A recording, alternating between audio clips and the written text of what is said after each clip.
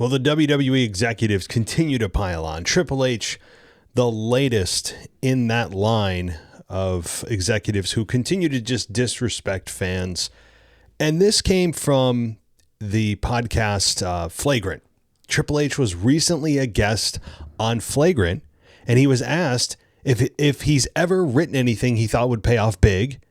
And he took the opportunity to say his piece regarding the online complaints, stating that the internet, quote, isn't a real place. He said, here's the beautiful thing about our world. The internet's not real life, right? And the bitching and complaining that's on there is not real life. He said, you could read the internet and it'll sound like this thing is dead. And then he talked about Cody Rhodes as an example. He said, Cody's already jumped the shark. He's dead as a babyface. And he's like, really? I don't know. I'm in an arena with 10 to 15,000 people every night going apeshit for me, selling the most merchandise. But whatever you want to say about me on the internet, that's the golden rule. So the beautiful thing for our business, unlike a movie or TV show or even a book or anything, is that we have a focus group. You go up and you do your stand-up. You do your stand-up for a year or before you do the TV special or whatever a lot of times because you're trying out all the shit and you're seeing what works and what doesn't. I'll stop there because there's enough to digest here for a quick 5-minute video. This piggybacks on what Nick Khan said, but also kind of says the opposite. Where Nick Khan, if you watch my latest video, said that basically they don't even pay attention to the online negativity. They'll never respond to it. Yet Triple H just responded to the negativity. So there's that. Also, saying the internet isn't a real place, and I put this out on my X, and I thought it was a great analogy because not that I came up with it, because I saw it and I wanted to repeat it. It's like saying the stock market's not a real place because it's on computers. See, it still can be real, but also it's the internet. See, I live in the real world. Most of us do. In this real world, the internet is a real thing. X is a real thing. I am still in 3-dimensional space like you are on X or on a social media platform consuming or criticizing or doing whatever with media. So no, it's a real place in the sense that it actually exists in real time. Like, I'm pretty sure we're all on this earth. I don't know if he's on a different dimension, in a different universe. I'm not sure. But to say that the internet's not a real place doesn't make a whole lot of sense. I know what the implication is, that what you see on the internet doesn't always come to fruition in face-to-face contact, but it's still the real world. It still is. But for Nick Khan to say the other day that they don't listen to the media or listen to the critics, Triple H directly responds to the critics a day later, completely negating and spitting in the face of what Nick Khan said, and then saying that there's a focus group, but then, which is what Triple H said, saying there's a focus group that they use every night. We've heard that analogy even during the Vince McMahon era, while at the same time saying they don't listen to the negativity. So again, I ask you, which is it? You can't have it both ways. And they're not even seeing the irony of this. So they continue to slap the respect out of fans, or whatever respect is left for them.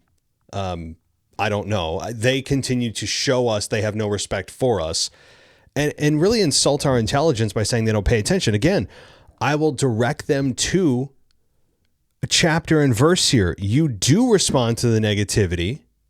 They have many times in the past. Yes, a lot of it was during the Vince McMahon era. Remember when all the McMahons came back out? When business was really bad and they talked about how they need to put forth new product and new matches and do things and shake things up differently. That originated from online backlash. Daniel Bryan at WrestleMania 30 started with the Yes Movement. We had many people brought back, again, most notably R-Truth. Cody Rhodes put in the main event of WrestleMania 40 because of online backlash. Don't tell me that online backlash isn't real. What they mean is, of course, when they see things on the internet that are trending even and trending for long periods of time, they're telling us they ignore them because unless they see it in real life, to them, real life, meaning face to face, they're not going to put any weight in that. And I get it. You don't want to be bending the knee to every whim and complaint of fans on the internet. I would concur with that. I would do the same thing.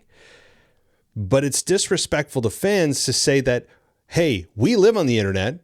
In fact, we constantly talk about how we have more social media followers than the NFL, MLB, NHL all combined.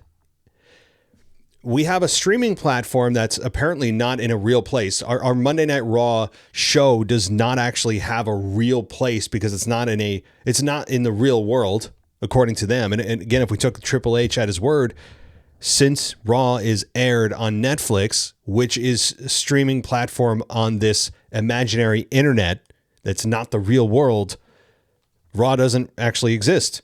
Did you know that? See the things you learn here? So they talk about social media, the importance of social media. One of their major flagship shows is on the internet. But what they really mean is, when it comes down to it, what they really mean is they're tired of seeing the criticism. They hate the fact that you and I have a platform to complain. They hate that. They hate that you have a voice and that I have a voice, and that our voices collectively can start a movement and make them look bad. That's what they actually hate. They can outwardly say all the things that they want, all the bullshit that they want about how they don't pay attention to it. Yes, they do. If you didn't, you wouldn't have social media accounts and talk about how many followers you have and post constantly to it. They have entire teams dedicated at WWE to monitoring their social media activity, the mentions and the follows, everything. They have a team dedicated to that. So they're lying through their teeth, telling us one thing, acting another. Here's the bottom line. If you want to critique the product, do it. Don't believe their bullshit that they don't pay attention to it. Yes, some of the movements and hashtags and trends don't make it to on air. They don't translate into in-person sometimes. But that shouldn't discourage people from continuing to start a movement. See what happens. If you feel passionately about something, about investing your money in a company that's willingly taking your money and you're willingly giving it, you should have a say in what their product is or is not doing correctly. In fact, even if you weren't investing, you have the absolute right to do it. So what they mean is simply, we're not going to we listen and we pay attention and we are annoyed by it. But until it actually starts messing with our bottom line, we don't give a shit. That is the best way to put that. That's what Triple H is truly saying. So let me know what you guys think about this. Triple H and company continue to just disrespect fans and try to suppress our voices when they're not the opinions that they want them to be. When they aren't pre-approved opinions by Nick Khan or Triple H and they aren't praising the company, they pretend that they don't exist. But I'll tell you what will. They'll be forced to pay attention when their ticket sales continue to decline. Their ratings continue to decline. And then all of a sudden, oh, well, shit, we better fix something. Stay active, guys. Continue to criticize or praise. Whatever you want to do, you have the right to do it, especially as a paying customer to TKO and WWE. So if you guys want more long-form audio, you know where to go. WWE Podcast. See you in the next one.